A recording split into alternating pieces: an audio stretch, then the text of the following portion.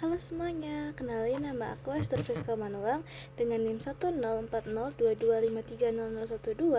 dari kelas gabungan AKP 49 akan menjelaskan tentang insight-insight yang aku dapatkan selama beribadah di PMK Telkom University selama setengah semester kemarin. Ibadah pertama pada tanggal 21 September 2025 dengan judul Oikumene One Body in Christ yang dibawakan oleh Pendeta Marieta F.J. Simanjuntak.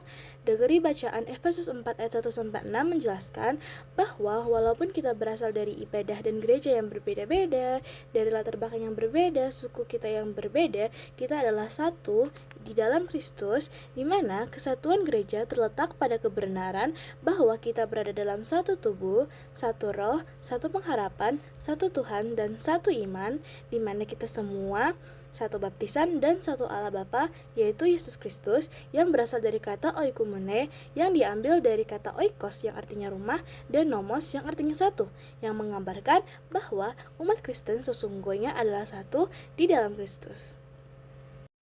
Melalui ayat-ayat seperti Yohanes 17 ayat 21 dan 1 Korintus 12 ayat 12-27 ditegaskan bahwa kesatuan Kristen bukan berarti seragam, tetapi saling melengkapi seperti halnya anggota tubuh kita yang bekerja bersama. Tujuan oikumene bukan untuk membentuk gereja yang baru, melainkan menjadi saksi di tengah dunia yang telah terpecah-pecah. Di minggu kedua, yang dipimpin oleh Bapak Kris Sujiatmoko STMT dari bacaan Yohanes 12 ayat 24-26 dengan judul Call to Serve, Even in Single, kita dapat mempelajari bahwa mengikut Yesus, melayani Tuhan bukan berarti jalan kita akan lurus, akan rata, tanpa adanya tantangan dan rintangan, melainkan akan ada tantangan pencobaan yang akan meneguhkan dan menempa iman kita agar tidak mudah goyah. Melayani adalah panggilan yang disertai dengan pengorbanan. Tidak ada pelayanan tanpa pengorbanan. Kemuliaan yang sejati diperoleh melalui ketaatan kita hingga akhir hidup kita. Seperti tertulis dalam Yohanes 12 ayat 24, jika biji gandum tidak jatuh ke tanah dan mati, ia akan tetap menjadi satu biji saja. Tetapi jika ia mati, ia akan menghasilkan banyak buah. Memiliki relasi yang baik juga berpengaruh dalam hidup kita. Dan di PMK, kita diperkenalkan kepada satu pribadi yang baik dan berkuasa, yaitu Tuhan kita Yesus Kristus. Kunci dalam kehidupan sangat ditentukan kepada pribadi siapa yang dekat dengan kita. Kita harus mengingat dalam kehidupan ada 3 hal yang mempengaruhi hidup kita. Yang pertama, salah memilih Tuhan. Yang kedua, memilih teman hidup. Dan yang ketiga, relasi. Berada di lingkungan yang baik akan membawa kita lebih berkembang, tetapi berada dalam lingkungan yang buruk akan membawa kita ke dalam kehancuran. Minggu ketiga yang dipimpin oleh Bapak Linson Palindungan Sitompul STMM yang diambil dari pembacaan Yeremia 29 ayat 11 dengan judul Walking in God's Plan, mengajarkan kita dan mengingatkan kita bahwa jalan hidup kita ada di dalam rencana dan rancangan Tuhan. Walaupun sebagai manusia kita banyak bertanya-tanya, di manakah Tuhan? Kenapa Tuhan membiarkan kita melewati masalah dan pencobaan-pencobaan ini? Bagaimana kehidupan kita setelahnya?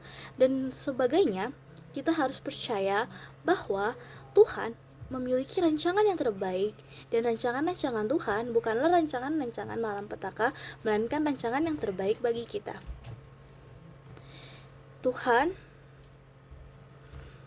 Jadi, kita harus tetap percaya kepadanya dan taat akan firman-Nya.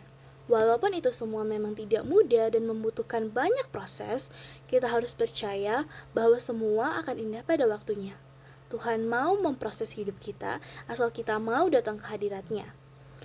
Semua orang tetap Tuhan terima tanpa memperhatikan atau tanpa memperhitungkan tentang latar belakangnya. Tuhan sanggup menerima dan memulihkan hidup kita yang telah rusak. Pada minggu keempat yang dipimpin oleh Pendeta Marieta F.J. Simanjuntak dengan judul Christian Friendship on Campus yang diambil dari bacaan Ibrani 10 ayat 19-25 mengajarkan kita bahwa seberapa banyak pun orang yang kita jumpai dan kita kenal, baik teman sekelas, teman seorganisasi, teman seperkumpulan, tetap ada kalanya di mana kita merasa kesepian dan sendirian. Namun, iman tidak dimaksudkan untuk kita jalani sendiri. Tuhan mengajarkan kita untuk hidup di dalam komunitas yang memperkuat iman kita kepada Kristus, yang saling mendukung, menguatkan satu sama lain, dan menegur kita, yang dapat membawa kita untuk datang lebih dekat ke hadirat-Nya. Tuhan juga mengingatkan kita untuk kita agar tidak menjauhkan diri dari persekutuan dan tidak hanya mendekatkan atau memiliki teman yang hanya membuat kita merasa nyaman tanpa bertumbuh di dalam Dia. Tuhan juga mengingatkan kita kalau kita harus menjadi teman dan sahabat yang membangun di dalam iman. Tidak hanya mencari kenyamanan di dalam seseorang, tetapi juga harus bisa mendekatkan dan membawa diri kita dan sahabat kita lebih dekat ke dalam hadirat Tuhan. Di ibadah minggu kelima yang dipimpin oleh Bapak Jasper Hasudungga dengan judul Strange for the Journey yang diambil dari Filipi 4 ayat 13 mengingatkan kita bahwa di dalam perjalanan pertumbuhan iman kita adalah hal yang wajar bagi kita merasa lelah, mengalami banyak pencobaan, merasa kesepian dan sendirian, dan sebagainya yang membuat kita merasa lelah dan tertekan.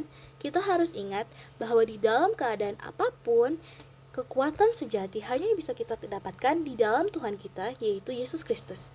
Kekuatan kita untuk menghadapi semua itu bukan berasal daripada diri kita sendiri, melainkan dari Tuhan kita. Kita diingatkan bahwa Tuhan selalu ada beserta dengan kita, bahkan di titik kita merasa berada di titik paling rendah dan gak sanggup lagi, tetapi kita harus percaya bahwa Tuhan sanggup untuk memulihkan kita, di mana segala perkara dapat kita tanggung di dalam Dia yang memberi kekuatan kepada kita. Ibadah minggu ke-6 dilaksanakan di gereja kita masing-masing, dan saya beribadah di gereja GPI Bethel dengan pendeta Daniel Edi Prajitno. Dalam ibadah ini, kita diingatkan bahwa buah adalah bukti bahwa kita memuliakan Bapa yang ada di surga, lewat nyanyian pujian dan doa, dan apa saja yang kita miliki. Jika kita tidak berbuah, itu patut dipertanyakan, apakah kita benar-benar mengasihi Tuhan? Buah juga adalah ukuran dari kehidupan kita. Kita dilihat dan dipilih, bukan karena kekuatan dan kemampuan kita, tetapi dari kerendahan hati kita yang mau diproses dan berbuah serta bertumbuh di dalam Tuhan. Buah itu juga adalah identitas dari kekristenan. Ketika kita melakukan perbuatan baik dan menjalani teladan bagi orang di sekitar kita, disitulah kita menunjukkan kepada orang lain bahwa kita adalah pengikut Kristus. Doa, keyakinan, dan ketekunan di dalam Tuhan menghasilkan buah. Ketika kita tidak berbuah, orang di sekitar kita tidak akan memperhatikan kita. Tetapi kita berbuah, orang di sekitar kita akan melihat bahwa kita adalah Kristen sejati yang mampu membawa dampak yang baik bagi orang-orang di sekitar kita. Di ibadah minggu ke-7 bersamaan dengan ibadah HUT PMK UPEBKS dengan judul By Christ, Through Christ, For Christ oleh Pendeta Marieta F. Simanjuntak dengan bacaan Mazmur 52 ayat 8. Di ibadah ini, kita diajarkan bahwa keberadaan kita adalah karya Kristus. Kita ada bukan secara kebetulan, tetapi karena kasih dan rancangannya. Setiap hal dalam hidup kita, termasuk proses yang sulit, adalah bagian dari cara Tuhan membentuk kita. Karena itu, saat menghadapi tantangan, kita tidak perlu terjebak dalam mental korban. Kesulitan bukan untuk mematikan kreativitas, tetapi menjadi ruang pertumbuhan dan kesempatan melihat bagaimana Tuhan bekerja dalam hidup kita. Di atas semuanya, kasih karunia Tuhan selalu ada, menopang, menyertai, dan memperbaharui kita setiap hari. Kasih karunia itulah yang memampukan kita terus bertumbuh dan semakin mencerminkan Kristus dalam keseharian kita sehari-hari.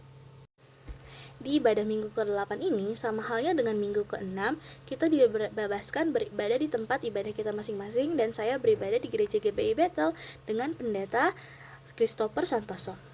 Dalam ibadah ini, kita diberikan masukan atau penjelasan mengenai pernahkah kita merasa kita sudah tidak semangat dalam melayani Tuhan? Dan apakah kita pernah merasa bahwa api untuk melayani telah redup? Walaupun seperti itu, Roh Kudus tetap ada sebagai bara yang abadi. Semangat kita bisa melemah, namun Roh Kudus yang ada di dalam kita tetap tinggal di dalam kita. Karena itu, Paulus mengingatkan kita untuk mengobarkan kembali karunia Allah dalam 2 Timotius 1 ayat 6. Tuhan tidak memberi kita roh ketakutan, melainkan roh kekuatan, atau dunamos. Kekuatan dari Tuhan memampukan kita untuk bangkit setiap hari dan bertahan di dalam tekanan. Yang kedua, kasih. kasih ilahi yang memampukan kita mengampuni dan tidak membiarkan luka atau kebencian tetap tinggal di dalam hati kita. Dan yang terakhir, ketertiban atau pengendalian diri, di mana Roh Tuhan sanggup menolong kita tetap bertindak benar meski tekanan dan godaan datang dari mana saja. Ketika api itu mulai padam, kita juga dijelaskan bagaimana cara untuk kembali mengobarkan api rohani kita. Yang pertama, dengan berdoa kembali dengan sungguh-sungguh, membaca firman-Nya setiap hari, dan berpuasa untuk menundukkan daging kita. Jangan biarkan api pelayanan kita padam, kita harus mengobarkannya kembali, dan melayani Tuhan dengan semangat yang menyala. Sekian dari saya, terima kasih.